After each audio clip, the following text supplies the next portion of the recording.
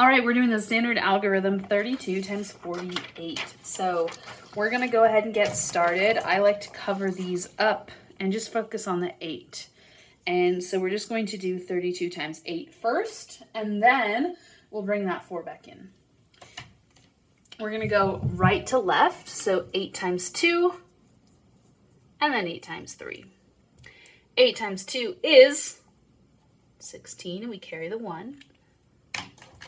And then 8 times 3 plus the 1. You can go ahead and put that in and then check it. So 8 times 3 is 24, plus 1 is 25.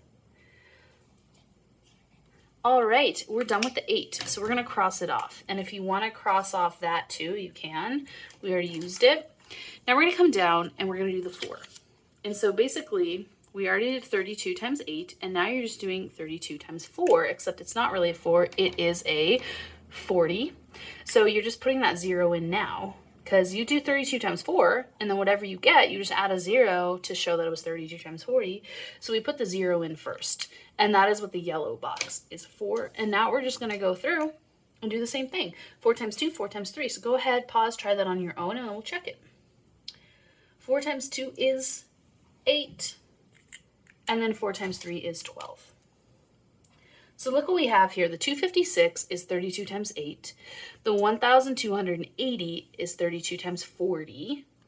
And now you just add them together to get the full answer. So go ahead and add those up, carry if you need to, and then you can check your work against this video. 6 plus 0 is 6. 5 plus 8 is 13, carry the 1. 2 plus 2 is 4, plus 1 is 5, and then 1, 1,536.